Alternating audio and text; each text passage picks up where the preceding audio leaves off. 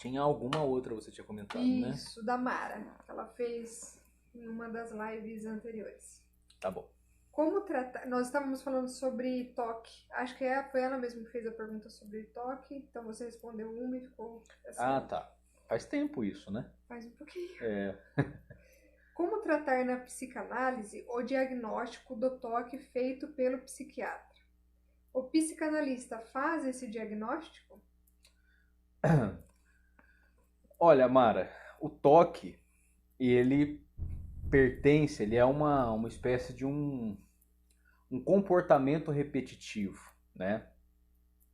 Como compete à psiquiatria, à psicologia e à psicanálise tratar do comportamento humano, então qualquer um desses três profissionais tem a capacidade de fazer um diagnóstico de toque, tá bom?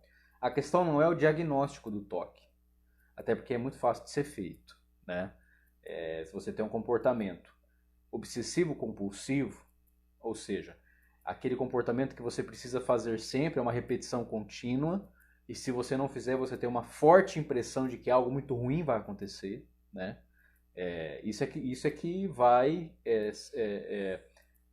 nós vamos detectar como toque. Por exemplo, agora por conta da pandemia, muitas pessoas criaram um hábito de lavar muito a mão, né? Higienizar tudo e tal. Ah, tô com toque. Não, isso não é toque, né? Isso é um hábito que você foi gerando por conta de um medo, tá?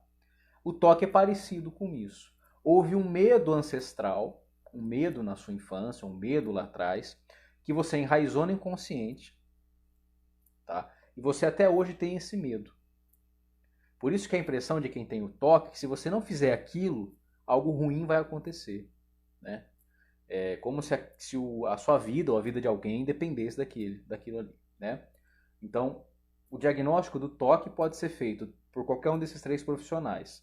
E o tratamento do toque também. Não é nada fácil de resolver, tá? O toque. Porque a raiz geralmente já está inconsciente e é difícil você detectar, né? Se for em criança, é mais fácil. Em adulto é um pouco mais difícil. Mas qualquer um desses três profissionais, o psiquiatra, o analista ou o psicólogo, podem detectar, diagnosticar e tratar o toque, tá bom? Eu, particularmente, puxando a sardinha para o meu lado, né? Eu acho que a psicanálise tem ferramentas mais adequadas para detectar o toque, tá?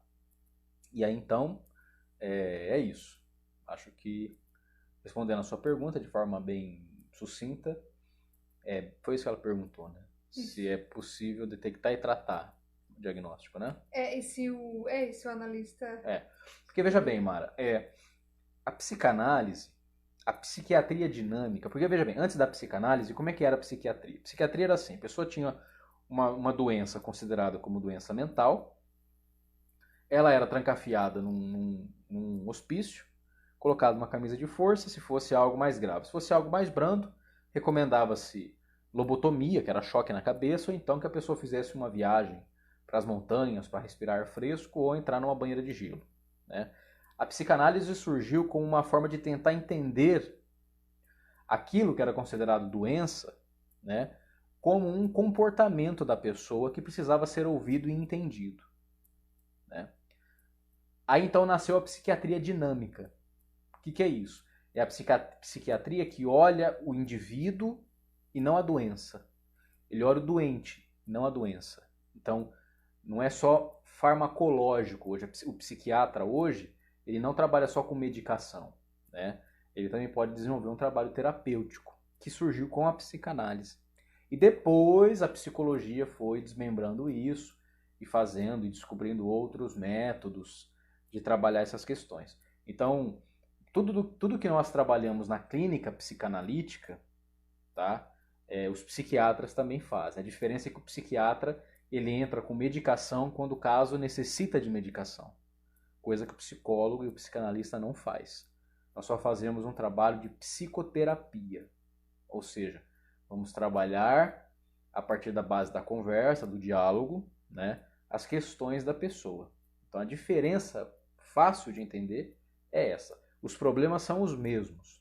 A forma de tratar é que é diferente. Às vezes o que Um psicanalista vai tentar tratar sem medicação, um psiquiatra já vai ver motivo de dar medicação, né? Então, o ideal que nós falamos hoje é que haja um trabalho em conjunto, né? Uma vez detectado que é necessária a medicação, que a medicação ela não cura, ela não trata a causa de nada, que tem a ver com um problema psicológico, né? Uma coisa é eu ter uma doença física, orgânica. Então é obviamente que eu vou tomar aquela medicação, aquilo lá vai agir, vai ter um princípio ativo que vai combater a disfunção que eu tenho no meu organismo. Quando a gente fala de problemas psicológicos, a medicação ameniza o sintoma.